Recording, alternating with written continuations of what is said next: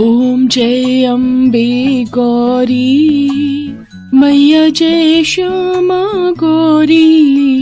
ये कहानी है सुमन की। सुमन जो कि माँ दुर्गा की परम भक्त थी, बचपन से ही वो हर रोज माता रानी की पूजा किया करती थी। सुमन के पिता घनश्याम चाट की ठेली लगाते थे। सुमन उनकी इकलौती बेटी थी। फिर एक सुबह, बड़ी सुशील बच्ची है हमारी, क्यों? सही कहा ना कमला? हाँ जी, सब माता रानी की कृपा है। देखना इस बार 12वीं में भी अपनी सुमन अव्वल आएगी। दिन रात एक कर रखा है उसने पढ़ाई में। अगर मेरे पास पैसे होते तो मैं जरूर इसको ट्यूशन लगवा देता, तो वो और अच्छे नंबरों से पास होती। आप फिक्र मत करो जी, देखना हमारी बेटी बिना ट्यूशन के भी अच्छे नंबरों से पास होकर दिखाएगी। सुमन अपने गांव के ही सरकारी स्कूल में पढ़ती थी। वो क्लास में सबसे ज्यादा होशियार थी। कुछ दिन बाद ही परीक्षाएं आ गई और सुमन बहुत अच्छे नंबरों से पास हुई। वो आगे पढ़ाई करना चाहती थी, लेकिन उसके गांव से कॉलेज बहुत ही दूर था और कॉलेज की फीस भर पाए इतना पैसा भी उसके पिता घनश्याम के पास नहीं था। तो मजबूर होकर सुमन ने पढ़ाई वहीं रोक दी और अब वो घर के कामों में अपनी माँ का हाथ बटाने लगी। फिर एक दिन, माँ सुनो, नवरात्रि आने वाली है, आप एक काम करो, आप खाना बनाओ और मैं पूरे घर की सफाई कर देती हूँ। अरे पर तू अकेली थक जाएगी, चल मैं भी तेरे साथ लग जाऊंगी। क्या माँ, अपनी बेटी को इतना कमजोर समझा है क्या आपने? मैं सब कर लूंगी, आप बस अपनी रसोई संभालो। अच्छा मेरी झांसी की रानी, ठीक है कर ले जो करना है, लेकिन फिर भी कुछ उठाना धरना हो तो मुझे बुला लेना। सुमन घर की सफाई में लग जाती है।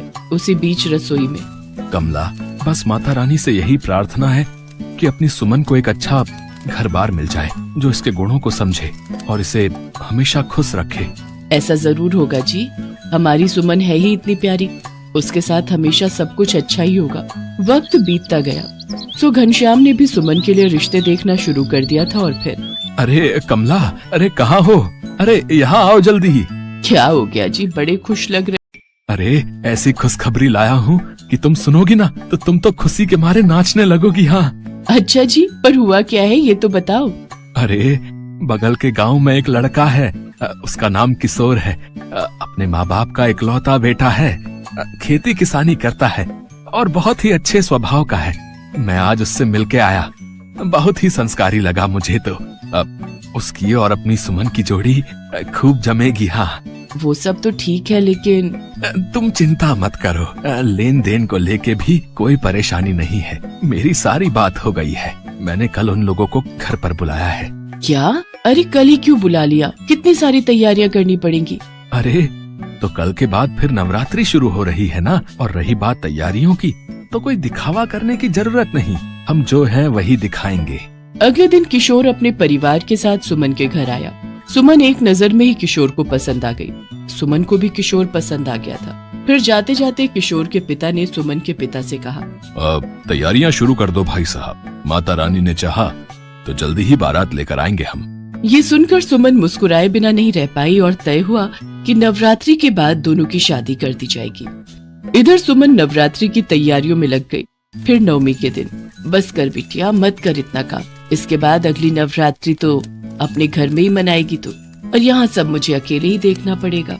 क्या माँ, आप भी? अच्छा सुनिए, मैंने चने बना दिए हैं, हलवा बनाने जा रही हूँ, बस आप पूड़ियाँ बना दो, कन्याएं आती ही होंगी। सुमन ने सभी कन्याओं के पैर धोए और फिर उन सबको खाना खिलाया। हर साल सुमन ऐसा ही करती थी, लेकिन इस बार वो थोड़ी भावुक थी, क्योंकि वो जानती थी कि अगली बार से तो उसे अपने ससुराल में ही नवरात्रि मनानी थी। वक्त बीता और कुछ ही दिनों में सुमन और किशोर की शादी भी हो गई। शादी के बाद किशोर के घर में, हाँ तो सुमन जी, लो हो गई शादी। माता रानी ने मेरी मुराद सुन ली। मतलब? वो मैंने जब पहली बार तुम्हें देखा था ना, मनी मन माता रानी से कह दिया था कि माँ कुछ भी हो जाए, शादी तो इसी लड़की से होनी चाहिए। सच में कितनी सुंदर हो तुम, मेरी तो किस्मत ही खुल गई। किशोर सुमन से बहुत प्यार करता था और सुमन भी किशोर को जीवन साथी के रूप में पाकर बहुत खुश थी। माता रानी ने उसकी सारी ख्वाहिशें पूरी कर दी थी, लेकिन अब बारी थी परीक्षा की। एक बार फिर नवरात्रि का त्योहार आने वाला था, लेकिन किशोर इस बीच बहुत परेशान था। वो अपना सिर पकड़कर बैठा था। क्या हुआ? आप ऐसे सिर पकड़कर क्यों बैठे हो? ये बारिश देख रही हो, पिछले 3 दिनों से आंधी और बारिश रुक ही नहीं रही है। अपनी फसल तो ठीक है ना?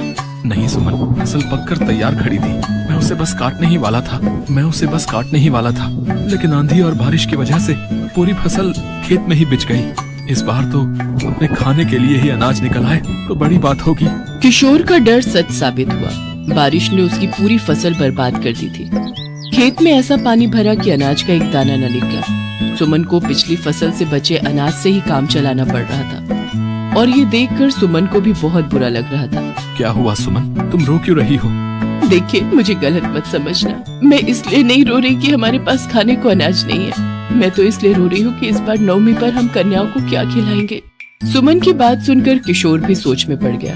उसने यहाँ वहाँ से कुछ पैसे उधार लेने की भी कोशिश की, लेकिन बारिश ने पूरे गांव के किसानों को बर्बाद कर दिया था, तो हर कोई परेशान था। नवरात्रि शुरू हो चुकी थी। दोनों पति पत्नी माँ दुर्गा की पूजा करते और उनसे सब ठीक करने की प्रार्थना करते। फिर नवमी वाले दिन, सुनो, तुम्हारे पास कितना अनाज बचा है? मैं जानती हूँ कि आप क्या कहने वाले हैं। नहीं हो पाएगा।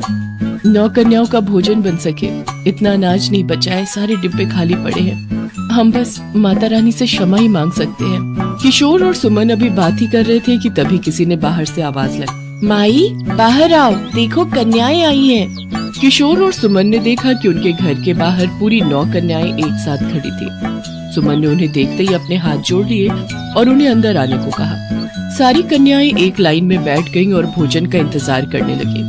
उधर रसोई में, हे माता रानी, ये कैसी परीक्षा ले रही हो आप? अब मैं क्या खिलाऊं इन कन्याओं को? देखो, डब्बों में कुछ बचा है क्या? किशोर और सुमन एक एक कर सारे डब्बे खंगालने लगे।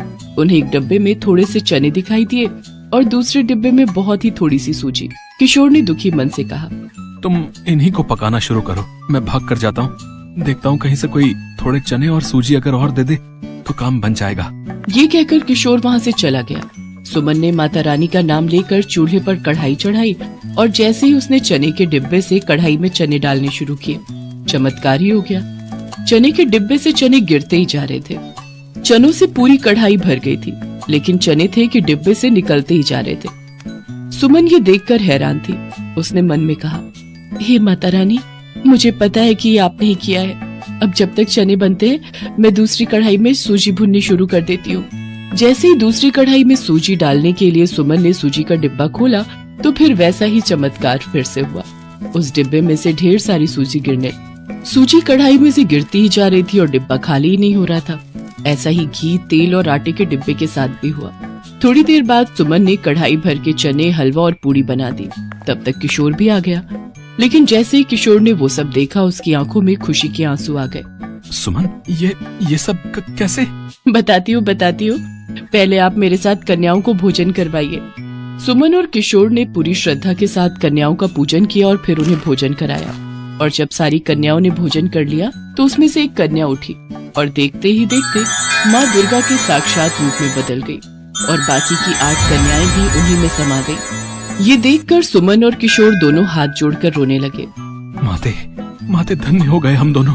आपके साक्षात दर्शन पाकर हमारा तो जीवन ही तर गया मैया। मैं तुम दोनों से बहुत प्रसन्न हूँ। तुमने गरीबी और परेशानी में भी मेरी भक्ति नहीं छोड़ी। मैंने तुम्हारी परीक्षा ली और तुम दोनों उस पर खरे उतरे। माँ, वो चमत्कार वो आपने ही किया था ना? हाँ पुत्री, और अब वो चमत्कार सदा के लिए तुम्हारे साथ है। तुम्हारे बर्तन कभी खाली नहीं होंगे। लेकिन इस चमत्कार के साथ तुम्हें क्या करना है, ये तुम्हें ही तय करना होगा। जो आज्ञा माता। माता रानी की जय।